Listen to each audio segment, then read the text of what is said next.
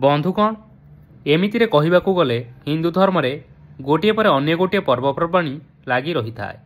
ପ୍ରତ୍ୟେକ ମାସରେ କୌଣସି ନା କୌଣସି ଉତ୍ସବ ପାଳନ କରାଯାଏ। କିନ୍ତୁ ଯଦି କଥା ହେବା ଆମେ ଦୀପାବଳିର, ତେବେ ପୁରା ଦେଶରେ ଏକ ଭିନ୍ନ ଚମକ ଦେଖିବା ପାଇଁ ମିଳିଥାଏ। ଦୀପାବଳି ନିଜ ସହିତ ପର୍ବର ଋତୁକୁ ନେଇକି ଆସିଥାଏ, ଯେଉଁଥିରେ ଅନେକ ପର୍ବପର୍ବାଣୀ ଏକା ସାଥିରେ ରହିଥାଏ, ଯେମିତିକି ଧନତେରସ, ଦୀପାବଳି ଅମାବାସ୍ୟା, ଗୋବର୍ଦ୍ଧନ ପୂଜା ଏବଂ କାର୍ତ୍ତିକ ପୂର୍ଣ୍ଣିମା ଇତ୍ୟାଦି। ଦୀପାବଳି ଯେତିକି ଖୁସିରେ ପାଳନ କରାଯାଏ, ସେପରି ଖୁସିରେ ଅନ୍ୟାନ୍ୟ ଉତ୍ସବ ମଧ୍ୟ ପାଳନ କରାଯାଏ। କିନ୍ତୁ ଏହି ବର୍ଷ ଅର୍ଥାତ୍ ବର୍ଷ 2025ର ଦୀପାବଳି ପର୍ବର ତାରିଖକୁ ନେଇ ସମସ୍ତଙ୍କ ମନରେ ଦ୍ୱନ୍ଦ୍ୱ ସୃଷ୍ଟି ହୋଇଛି। କେହି କେହି କହୁଛନ୍ତି ଯେ 20 ଅକ୍ଟୋବରରେ ପାଳନ କରାଯିବ, ଆଉ କେହି କହୁଛନ୍ତି ଯେ 21 ଅକ୍ଟୋବରରେ ପାଳନ କରାଯିବ। ତେବେ ଆଜି ଆମେ ଆପଣମାନଙ୍କୁ ଏହି ଭିଡ଼ିଓ ମାଧ୍ୟମରେ ଦୀପାବଳି ଓ ଧନତେରସ ପର୍ବର ସଠିକ୍ ତାରିଖ ବିଷୟରେ ଜଣାଇବୁ। ଏଥିସହିତ ଏମିତି 5ଟି କାର୍ଯ୍ୟ ବିଷୟରେ କହିବା ପାଇଁ ଯାଉଛୁ, ଯାହା ଆପଣମାନେ ପବିତ୍ର ଧନତେରସ ବା ଦୀପାବଳି ଅବସରରେ କରିବା ଅନୁଚିତ। ଏବଂ ଆମେ ଜାଣିବା ଯେ ଧନତେରସ ବା ଦୀପାବଳି ଦିନ ଘରକୁ କେଉଁ ଜିନିଷ ଆଣିବା ଶୁଭ ହୋଇଥାଏ ଓ କେଉଁ ଜିନିଷ ଆଣିବା ଅଶୁଭ ହୋଇଥାଏ। ଦୀପାବଳି ଦିନ କ'ଣ କରିବା ଶୁଭ ଅଟେ ଓ ମା ଲକ୍ଷ୍ମୀଙ୍କୁ ପ୍ରସନ୍ନ କରିବାର ସରଳ ଉପାୟ, ବା ଦୀପାବଳି ଦିନ ଲକ୍ଷ୍ମୀ ପୂଜା କେମିତି କରିବେ ଓ ଭିଡ଼ିଓର ଶେଷରେ ରହିଛି ଶୁଭ ଅଶୁଭ ରାଶିଫଳ। ତେବେ ବନ୍ଧୁଗଣ, ଆସନ୍ତୁ ଜାଣିବା। ତାହା ପୂର୍ବରୁ ଆପଣମାନଙ୍କୁ ଅନୁରୋଧ, ଏହି ଭିଡ଼ିଓକୁ ଗୋଟିଏ ଲାଇକ୍ କରିନିଅନ୍ତୁ ଏବଂ ଯଦି ଆପଣମାନେ ଏପର୍ଯ୍ୟନ୍ତ ଆମ ଚ୍ୟାନେଲକୁ ସବସ୍କ୍ରାଇବ୍ କରିନାହାନ୍ତି ତାହେଲେ ବର୍ତ୍ତମାନ ହିଁ ସବସ୍କ୍ରାଇବ୍ କରିନିଅନ୍ତୁ। ତେବେ ଆସନ୍ତୁ ଜାଣିବା। ବନ୍ଧୁଗଣ, ଧନତେରସ ପର୍ବ କାର୍ତ୍ତିକ କୃଷ୍ଣପକ୍ଷ ତ୍ରୟୋଦଶୀ ତିଥିରେ ପାଳନ କରାଯାଇଥାଏ। ଏହି ବର୍ଷ ତ୍ରୟୋଦଶୀ ଅକ୍ଟୋବର 18 ତାରିଖ ଶନିବାର ଦିନ 12:18 ଆରମ୍ଭ ହୋଇ ଅକ୍ଟୋବର 19 ତାରିଖ ରବିବାର ଦିନ 1:51 ପର୍ଯ୍ୟନ୍ତ ରହିବ। ଏହାପରେ ଚତୁର୍ଦ୍ଦଶୀ ତିଥି ଆରମ୍ଭ ହୋଇଯିବ। ଏଥିପାଇଁ ଅକ୍ଟୋବର 18 ତାରିଖ ଶନିବାର ଦିନ ଧନତେରସ ପାଳନ କରାଯିବ। ଅକ୍ଟୋବର 19 ତାରିଖ ରବିବାର ଦିନ 1:51 ପରେ ଛୋଟ ଦୀପାବଳି ଅର୍ଥାତ୍ ନରକ ଚତୁର୍ଦ୍ଦଶୀ ଆରମ୍ଭ ହୋଇଯିବ ଏବଂ ଅକ୍ଟୋବର 21 ତାରିଖ ମଙ୍ଗଳବାର ଦିନ ଦୀପାବଳି ପର୍ବ ପାଳନ କରାଯିବ। ଏବେ ଆସନ୍ତୁ ଜାଣିବା ଦୀପାବଳି ଓ ଧନତେରସ ପର୍ବର ଶୁଭ ସମୟ ଅର୍ଥାତ୍ କେଉଁ ସମୟରେ ଆପଣମାନେ ପାଳନ କରିପାରିବେ। ତାହା ପୂର୍ବରୁ ଆପଣମାନଙ୍କୁ ଅନୁରୋଧ, ଆପଣମାନେ ଭିଡ଼ିଓକୁ ଲାଇକ୍ କରିବା ସହିତ କମେଣ୍ଟ ବକ୍ସରେ ଜୟ ମା ଲକ୍ଷ୍ମୀ ନିଶ୍ଚୟ ଲେଖନ୍ତୁ। ଧନତେରସର ଶୁଭ ସମୟ ହେଉଛି 18 ଅକ୍ଟୋବର ଶନିବାର ସନ୍ଧ୍ୟା 6:55ରୁ ସନ୍ଧ୍ୟା 7:49। ଏହି ସମୟରେ ଆପଣମାନେ ଧନତେରସର ପୂଜା କରିପାରିବେ। ଏବେ ଆସନ୍ତୁ ଜାଣିବା ଦୀପାବଳି ପର୍ବର ଶୁଭ ସମୟ। ଅମାବାସ୍ୟା ତିଥି 20 ଅକ୍ଟୋବର ସୋମବାର ଦିନ 3:44ରୁ ଆରମ୍ଭ ହେଉଛି ଏବଂ ଏହା 21 ଅକ୍ଟୋବର ଶୁକ୍ରବାର ସନ୍ଧ୍ୟା 5:54 ପର୍ଯ୍ୟନ୍ତ ରହୁଛି। ତେଣୁ 21 ଅକ୍ଟୋବର ମଙ୍ଗଳବାର ଦିନ ପବିତ୍ର ଦୀପାବଳି ପର୍ବ ପାଳନ କରାଯିବ।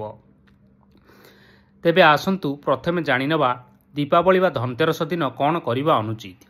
ଦୀପାବଳି ପୂର୍ବରୁ ଲୋକମାନେ ଘରର କୌଣସି ଜିନିଷ ଅର୍ଥାତ୍ ଯେମିତିକି ଅସଜଡ଼ା ହୋଇ ରହିଛି ବା ଅଳିଆ ଆବର୍ଜନା ରହିଛି ସେସବୁକୁ କାଢ଼ି ଦେଇଥାନ୍ତି।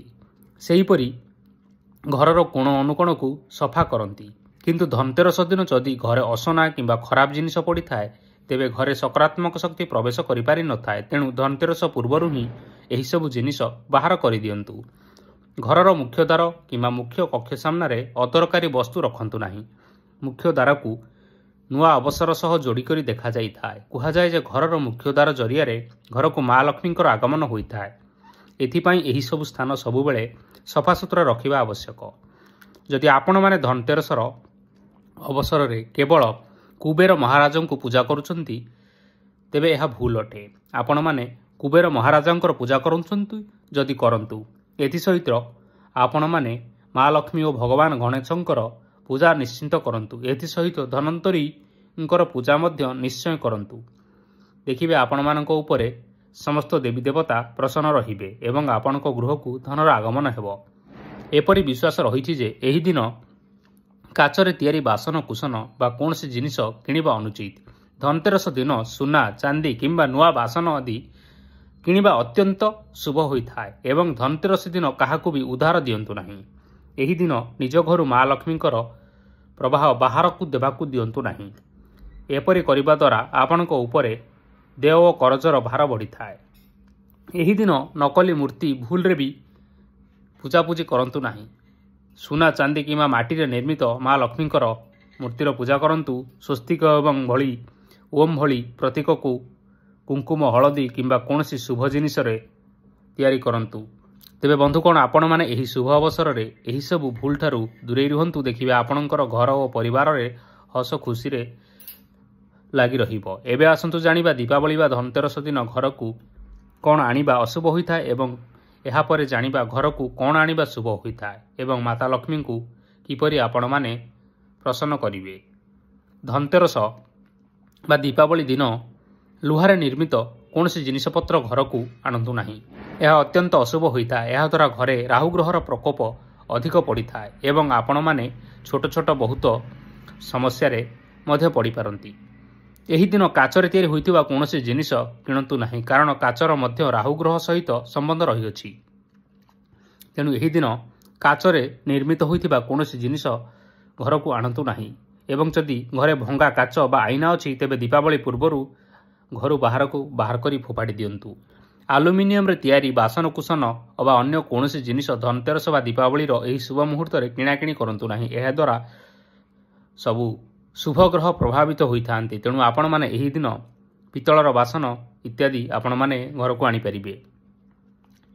ଏହି ଦିନ କଳା ରଙ୍ଗର ବସ୍ତ୍ର କିମ୍ବା ଅନ୍ୟ କୌଣସି ଜିନିଷ କିଣାକିଣି କରନ୍ତୁ ନାହିଁ, କାରଣ କଳା ରଙ୍ଗର ଜିନିଷ ଘରକୁ ଆଣିବା ଦୁର୍ଭାଗ୍ୟ ଆସିବା ସହିତ ସମାନ ହୋଇଥାଏ। ତେଣୁ କୌଣସି କଳା ରଙ୍ଗର ଜିନିଷ ଏହି ଦିନ ଘରକୁ ଆଣନ୍ତୁ ନାହିଁ। ଧନତେରସ ବା ଦୀପାବଳିର ଶୁଭ ମୁହୂର୍ତ୍ତରେ ଘରକୁ କେବେ ହେଲେ ତୈଳଜାତ ପଦାର୍ଥ ଇତ୍ୟାଦି ଯେମିତିକି ଘିଅ ଓ ତେଲ ଆଦି ଆଣନ୍ତୁ ନାହିଁ। ତେବେ ଏହି ଦିନ ଘରେ ଦୀପ ଜାଳିବା ପାଇଁ ଏହିସବୁର ଆବଶ୍ୟକ ହୋଇଥାଏ। ତେଣୁ ଆପଣମାନେ ଦୀପାବଳି ପୂର୍ବରୁ ଏହି ଜିନିଷ ଘରକୁ ନେଇ ଆସନ୍ତୁ। ଏବେ ଆସନ୍ତୁ ଜାଣିବା ଘରକୁ କ'ଣ ଆଣିବା ଶୁଭ ହୋଇଥାଏ ଏବଂ ଏହାପରେ ଜାଣିବା ମା ଲକ୍ଷ୍ମୀଙ୍କୁ ପ୍ରସନ୍ନ କରିବାର ସରଳ ଉପାୟ ବା ଏହି ଦିନ ମା ଲକ୍ଷ୍ମୀଙ୍କୁ କିପରି ପୂଜା କରିବେ। ଶାସ୍ତ୍ର ଏବଂ ପ୍ରଚଳିତ ଥିବା ମାନ୍ୟତା ଅନୁସାରେ ଧନତେରସ ଦିନ କିଛି ଜିନିଷ କିଣିବା ବା ଏହି ସବୁ ଜିନିଷ ଘରକୁ ଆଣିବା ଦ୍ୱାରା ମା ଲକ୍ଷ୍ମୀଙ୍କ କୃପା ଆପଣଙ୍କ ଗୃହ ମଧ୍ୟରେ ବର୍ଷିଥାଏ। ଧନତେରସ ଦିନ କିଛି ଏହିଭଳି ଉପାୟ ଆପଣେଇବା ଦ୍ୱାରା ଆପଣଙ୍କ ଘରେ ଧନର ଅଭାବ ରହିବ ନାହିଁ। ଏମିତିରେ ଆପଣମାନେ ଭାବୁଥିବେ କି ଏମିତି କ'ଣ ଅଛି ଯେ ଧନତେରସର ସେହି ଉପାୟ ଯାହାଦ୍ୱାରା ମା ଲକ୍ଷ୍ମୀ ଅତ୍ୟନ୍ତ ପ୍ରସନ୍ନ ହୋଇଥାନ୍ତି। ତେବେ ଚାଲନ୍ତୁ ଜାଣିବା ଧନତେରସ ଦିନ କ'ଣ କରିବା, ଅର୍ଥାତ୍ କ'ଣ କେଉଁ ଜିନିଷ କିଣାକିଣି କରିବା ଦ୍ୱାରା ଆପଣଙ୍କୁ ଧନଲାଭ ହୋଇପାରେ ଅଥବା ଆପଣଙ୍କ ଘରେ ମାତା ଲକ୍ଷ୍ମୀଙ୍କର କୃପା ବର୍ଷା ହୋଇଥାଏ। ଧନତେରସର ଉପାୟ ପ୍ରଥମେ ରହିଛି ଧନିଆ କିଣନ୍ତୁ। ଧନତେରସ ଦିନ ଅକ୍ଷତ ଧନିଆ କିଣିବା ଉଚିତ। ଏହାଦ୍ୱାରା ଲକ୍ଷ୍ମୀ ମାତା ଗୃହରେ ପ୍ରବେଶ କରିଥାନ୍ତି। ହଁ ଆଜ୍ଞା, ଅକ୍ଷତ ଧନିଆ ପୂଜା ଦୀପାବଳି ଦିନ ଲକ୍ଷ୍ମୀ ମାତାଙ୍କ ସହ କରନ୍ତୁ ଏବଂ ଏହାପରେ ଏହାକୁ ଘରର ଚାରିପାଖରେ ଛିଞ୍ଚି ଦିଅନ୍ତୁ। ଏପରି କରିବା ଦ୍ୱାରା ବର୍ଷ ସାରା ଆପଣଙ୍କ ଘରେ ଟଙ୍କାର ଅଭାବ ରହିବ ନାହିଁ, କାହିଁକିନା ଏହାଦ୍ୱାରା ଲକ୍ଷ୍ମୀ ମାତାଙ୍କର କୃପା ଆପଣଙ୍କ ଉପରେ ବର୍ଷିଥାଏ। ଧନତେରସ ଦିନ ଲକ୍ଷ୍ମୀ ମାତା ଓ ଗଣେଶଙ୍କର ମୂର୍ତ୍ତି କିଣନ୍ତୁ। ଅନେକ ଲୋକ ଦୀପାବଳି ଦିନ ଅଥବା ତାର ପୂର୍ବ ଦିନ ହିଁ ଲକ୍ଷ୍ମୀ କିମ୍ବା ଗଣେଶଙ୍କର ମୂର୍ତ୍ତି କ୍ରୟ କରନ୍ତି, କିନ୍ତୁ ତାଙ୍କର ମୂର୍ତ୍ତିକୁ ଧନତେରସ ଦିନ ହିଁ କ୍ରୟ କରିବା ଉଚିତ। ଏହା ବହୁତ କମ୍ ଲୋକଙ୍କୁ ଜଣାଅଛି ଯେ ଧନତେରସ ଦିନ ଯଦି ଲକ୍ଷ୍ମୀ ଏବଂ ଗଣେଶଙ୍କର ମୂର୍ତ୍ତି କ୍ରୟ କରାଯାଏ ତେବେ ମାତା ଲକ୍ଷ୍ମୀଙ୍କର କୃପା ପୁରା ବର୍ଷ ବର୍ଷି ରହିଥାଏ ଏବଂ ଟଙ୍କାର ଅଭାବ ହୋଇନଥାଏ ଏବଂ ଏହା ବ୍ୟତୀତ ଆପଣଙ୍କ ଘରୁ ସମସ୍ତ ଅସୁବିଧା ଦୂର ହୋଇଯାଇଥାଏ। ଏଥିପାଇଁ ଏହି ବର୍ଷ ଆପଣମାନେ ଧନତେରସର ଅବସରରେ ଏହି ଉପାୟ ନିଶ୍ଚୟ କରନ୍ତୁ। ଧନତେରସ ଦିନ ଆଭୂଷଣ କିଣାକିଣି କରନ୍ତୁ। ଆଭୂଷଣ କ୍ରୟ କରିବା ଦ୍ୱାରା ଘରେ ସୁଖ ଶାନ୍ତି ରହିଥାଏ ଏବଂ ଏହା ବ୍ୟତୀତ ଘର ପରିବାରରେ କୌଣସି ପ୍ରକାରର ଅସୁବିଧା ଆସିନଥାଏ। ସେଥିପାଇଁ ଧନତେରସ ଦିନ ସୁନା ଅଥବା ରୂପାରେ ତିଆରି ହୋଇଥିବା କିଛି ଜିନିଷ ଇତ୍ୟାଦି ଅବଶ୍ୟ କ୍ରୟ କରନ୍ତୁ, ଯାହାଦ୍ୱାରା ପୁରା ବର୍ଷ ଆପଣଙ୍କ ଉପରେ କୌଣସି ଅସୁବିଧା ହେବ ନାହିଁ। ଧନତେରସ ଦିନ ଶଙ୍ଖ କିଣନ୍ତୁ। ଧନତେରସ ଦିନ ଶଙ୍ଖ କ୍ରୟ କରି ଦୀପାବଳି ଦିନ ପୂଜାରେ ବ୍ୟବହାର କରି ବଜାଇବା ଦ୍ୱାରା ମା ଲକ୍ଷ୍ମୀ ବହୁତ ପ୍ରସନ୍ନ ହୋଇଥାନ୍ତି, ଯାହାଦ୍ୱାରା ଘରକୁ ଆସୁଥିବା ସମସ୍ତ ଅସୁବିଧା ସହଜରେ ଦୂର ହୋଇଯାଇଥାଏ ଏବଂ ଆର୍ଥିକ ସମସ୍ୟାରୁ ମଧ୍ୟ ମୁକ୍ତି ମିଳିଥାଏ। ଝାଡ଼ୁ କିଣନ୍ତୁ। ଧନତେରସ ଦିନ ଝାଡ଼ୁ କ୍ରୟ କରନ୍ତୁ ଏବଂ ଦୀପାବଳି ଦିନ ଏହି ଝାଡ଼ୁରେ ଘର ଦ୍ୱାର ସଫା କରନ୍ତୁ। ଏହା କରିବା ଦ୍ୱାରା ମାତା ଲକ୍ଷ୍ମୀ ବହୁତ ପ୍ରସନ୍ନ ହୋଇଥାନ୍ତି। ଏଥିପାଇଁ ଆପଣଙ୍କୁ କେବଳ ଏହା କରିବାକୁ ହେବ କି ଝାଡ଼ୁକୁ ଦୀପାବଳି ପର୍ଯ୍ୟନ୍ତ କୌଣସି ବାହାର ଲୋକ ଯେପରିକି ଅନ୍ୟ ଲୋକଙ୍କୁ ଦେଖାନ୍ତୁ ନାହିଁ, ଯାହାଦ୍ୱାରା ଆପଣଙ୍କୁ ଏହାର ପୁରା ଲାଭ ମିଳିବ। ଲୁଣ କିଣନ୍ତୁ। ଧନତେରସ ଦିନ ଲୁଣ କିଣନ୍ତୁ। ଏହାକୁ ଦୀପାବଳି ଦିନ ବ୍ୟବହାର କରିବା ଦ୍ୱାରା ଆପଣଙ୍କ ଘରେ ଧନର କମ୍ ହୋଇନଥାଏ। ହଁ ଆଜ୍ଞା, ସେଥିପାଇଁ ଏହି ଧନତେରସ ଦିନ ଆପଣମାନେ ଆପଣଙ୍କ ଘରେ ଲୁଣର ଗୋଟିଏ ନୂଆ ପ୍ୟାକେଟ୍ ଅବଶ୍ୟ କିଣନ୍ତୁ। ଏବେ ଆସନ୍ତୁ ଜାଣିବା ଦୀପାବଳି ଦିନ କ'ଣ କରିବା ଶୁଭ ହୋଇଥାଏ। ବନ୍ଧୁଗଣ, ଦୁର୍ଗା ପୂଜା ଓ କୁମାର ପୂର୍ଣ୍ଣିମା ସରିବା ସଙ୍ଗେ ସଙ୍ଗେ ହିଁ ସମସ୍ତେ ଦୀପାବଳିର ଅପେକ୍ଷାରେ ରହିଥାନ୍ତି। ଦୀପାବଳି ଆଲୋକର ପର୍ବ ହୋଇଥିବାରୁ ଏହା ସମସ୍ତଙ୍କର ପସନ୍ଦ ହୋଇଥାଏ ଏବଂ ଦୀପ ଜଳାଇ ଘରର ଅନ୍ଧକାରକୁ ଦୂରେଇ ଏବଂ ଖୁସି ଆଣିବା ପାଇଁ ସମସ୍ତେ ଚେଷ୍ଟା କରିଥାନ୍ତି। ଦୀପାବଳି ଅବସରରେ ସମସ୍ତେ ଘର ପାଇଁ କିଛି ଜିନିଷ କିଣାକିଣି କରିବା ସହିତ ମାତା ଲକ୍ଷ୍ମୀଙ୍କୁ ପ୍ରସନ୍ନ କରିବା ପାଇଁ ଭିନ୍ନ ଭିନ୍ନ ଉପାୟ ମଧ୍ୟ କରିଥାନ୍ତି। ଯଦି ଆପଣ ସୌଭାଗ୍ୟ ଓ ଧନପ୍ରାପ୍ତି କରିବା ପାଇଁ ଚାହୁଁଛନ୍ତି ତେବେ କରନ୍ତୁ ଏହି କିଛି ସରଳ ଉପାୟ ଏବଂ ଖାସ୍ ଉପାୟ ଯାହାଦ୍ୱାରା ମା ଲକ୍ଷ୍ମୀଙ୍କର ବିଶେଷ କୃପା ଆପଣଙ୍କର ଘର ଓ ପରିବାର ଉପରେ ରହିବ। ମାତା ଲକ୍ଷ୍ମୀଙ୍କ କୃପାରୁ ଘରରେ ସୁଖ ଶାନ୍ତି ଓ ଧନ ଧାନ୍ୟରେ ପରିପୂର୍ଣ୍ଣ ହୋଇ ଉଠିବ। ତେଣୁ ନିଜ ହସ୍ତରେ ନିଜ ଭାଗ୍ୟକୁ ଚମକାଇବା ପାଇଁ ଆପଣମାନେ ଏହି ଶୁଭ ଅବସରରେ ଏହିସବୁ ଉପାୟଗୁଡ଼ିକ ନିଶ୍ଚିନ୍ତ କରନ୍ତୁ। ଦେଖିବେ ଆପଣଙ୍କ ଗୃହକୁ ଧନର ଆଗମନ ହେବ। ଏବେ ଆସନ୍ତୁ ଜାଣିବା ସେହିସବୁ ଜିନିଷ ବିଷୟରେ। ପ୍ରଥମତଃ ଘରର ମୁଖ୍ୟ ଦ୍ୱାରରେ ଦୀପ ଜଳାନ୍ତୁ। ଦୀପାବଳିରେ ସମସ୍ତେ ଇଚ୍ଛା କରନ୍ତି ଯେ ମା ଲକ୍ଷ୍ମୀ ତାଙ୍କର ଘରକୁ ଆସନ୍ତୁ ଏବଂ ତାଙ୍କ ଘରେ ସବୁବେଳେ ଧନର ବର୍ଷା ହେଉଥାଉ। ଯଦି ଆପଣ ଏମିତି ବି କିଛି କାମନା କରୁଛନ୍ତି ତେବେ ଆଜିଠାରୁ ହିଁ ଘରର ମୁଖ୍ୟ ଦ୍ୱାରରେ ସନ୍ଧ୍ୟା ସମୟରେ ନିଶ୍ଚିନ୍ତ ଦୀପ ଜଳାନ୍ତୁ, ଯାହାଦ୍ୱାରା ମାତା ଲକ୍ଷ୍ମୀ ଆପଣଙ୍କ ଘରକୁ ପ୍ରଥମେ ଆସିବେ। ଘରେ ଗଙ୍ଗାଜଳ ଛିଞ୍ଚନ କରନ୍ତୁ। ବନ୍ଧୁଗଣ, ହିନ୍ଦୁ ଧର୍ମରେ ଗଙ୍ଗାଜଳର ବିଶେଷ ମହତ୍ତ୍ୱ ରହିଅଛି।